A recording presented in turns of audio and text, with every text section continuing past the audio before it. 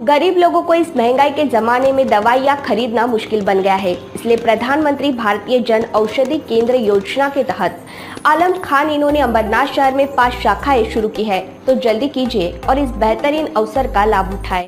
नमस्कार, मैं प्रणाली, आप सभी का डेली न्यूज में स्वागत है। तो चलिए बढ़ते हैं आज की कुछ ताज़ा खबरों की तरफ।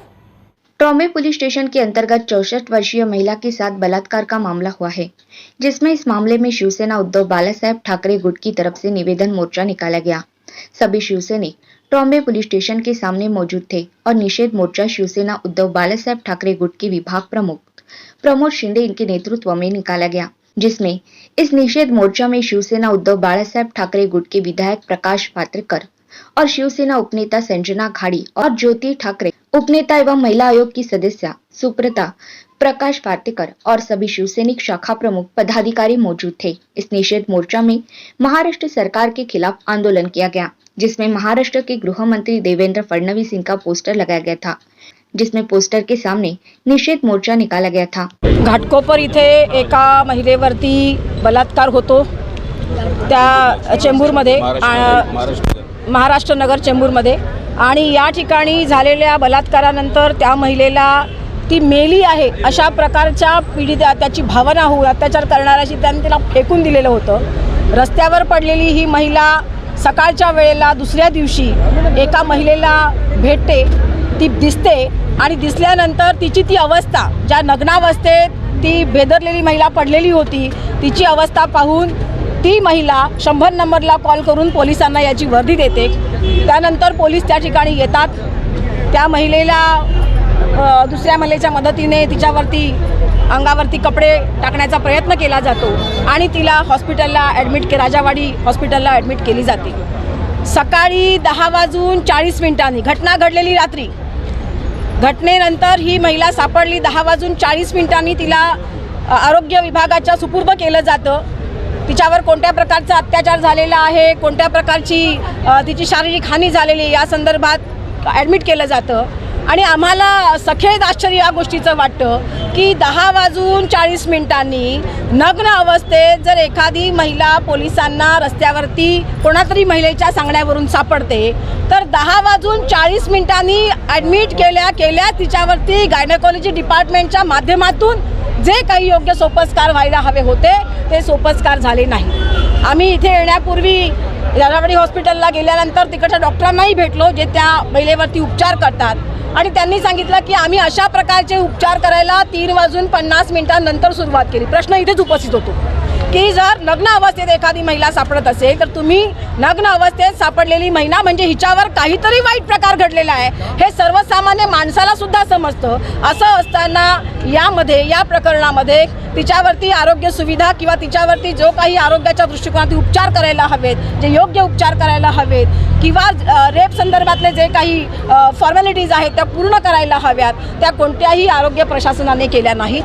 त्याच्यानंतर दुसरं असं आढळलं आम्हाला की ज्या वेळेला त्या महिलेची मुलगी, कारण त्या महिलेची परिस्थिती आजही खूप काही चांगल्या पद्धतीने ती बोलू शकत नाही, तिचा घसा दाबला गेला आहे, त्यामुळे घशातून आवाज येत नाही, तिला संपूर्ण बॉडीला पेन आहे। मात्र तिच्या मुलीच्या मदतीनं ती जे काही आम्हाला सांगितलं त्या पद्धतीनं ती सातत्याने सांगते की केवळ हा एक माणूस नव्हता, याच्याबरोबर आणखीन 2 म्हणजे एकूण 3 जण या संपूर्ण प्रकारामध्ये होते। आणि ज्या वेळेला आम्ही वर्तमानपत्रामध्ये बातमी पाहतो त्यावेळेला अशा पद्धतीचा गुन्हा घडला।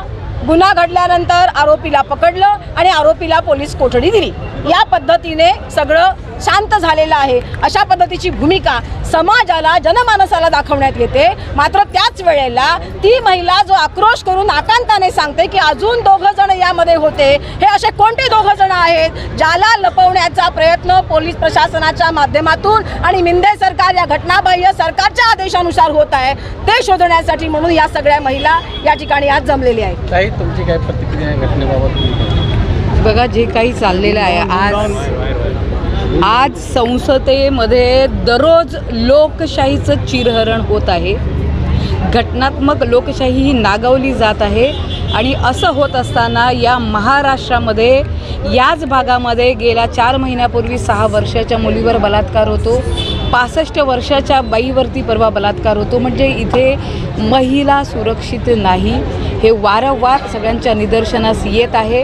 याच्यामध्ये सक्षम काम करणारी आरोग्य यंत्रणा ही अधिवेशनाच्या काळामध्ये ठरून ढिलाई दाखवते का, हा प्रश्न आमच्यासमोर निर्माण होतो आहे. याच काळामध्ये सक्षम यंत्रणा मानली जाणारी मुंबईची पोलीस यंत्रणा, जिचा उल्लेख अख्ख्या जगात व्हायचा, ही पोलीस यंत्रणा काही कारणास्तव आपल्या स्टेटमेंट असतील, आपले FIR रिपोर्ट असतील, ही अशा कुठल्या प्रेशरखाली दाबून ठेवतं आहे किंवा लपून ठेवतं आहे, जेणेकरून याचा आवाज अधिवेशनाच्या काळात त्या ठिकाणी उचलला जाऊ नये, यासाठी कुठली यंत्रणा दबाव करण्याचं काम करते का, हा प्रश्न आमच्यासमोर आहे. आणि सांगायचं एवढीच आहे की महिला, महाराष्ट्राची जनता ही दूधखुळी नाही. शिवसेना, शिवसैनिक अशा या गोष्टींवरती आवाज उठवण्यासाठी कायम सतर्क असतात आणि त्या पद्धतीने आम्ही पुढे आलेलो आहोत. पोलिसांनी या महिलेवरती जबर मारहाण करणारा, अख्ख्या अंगावर चावे असणाऱ्या या महिलेला त्यांनी अक्षरशः मरणासन्न अवस्थेत फेकून दिली. तिच्यावर 307 कलम का लावलं नाही त्या आरोपीवर?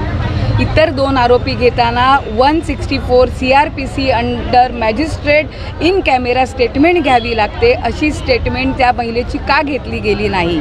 केवळ 1 आरोपी आहे असं सांगून फाईल रफादफा करायचा प्रयत्न पोलीस यंत्रणेचा चालला आहे का, आणि 2 इतर आरोपींना वाचवण्याचा प्रयत्न चालला आहे का, हा प्रश्न घेऊन आम्ही या ठिकाणी रस्त्यावर आलेलो आहोत. आणि भविष्यात पुनश्च एकदा या भारताच्या केंद्र सरकारला आणि राज्याच्या राज्य शासनाला गदागदा हलवायची गरज आहे, जागा करायची गरज आहे. आणि याकरता मणिपूरच्या त्या प्रसंगाच्या वेळेला आम्ही राज्यपालांना भेटायला गेलेलो होतो. आज हाच टाहो घेऊन आम्ही पुन्हा राज्यपालांकडे त्याच ताकदीने जाणार. डेली न्यूज़ को सब्सक्राइब कीजिए और बेल आइकन दबाना ना भूलें ताकि हमारी खबरें सबसे पहले आप तक पहुंचे.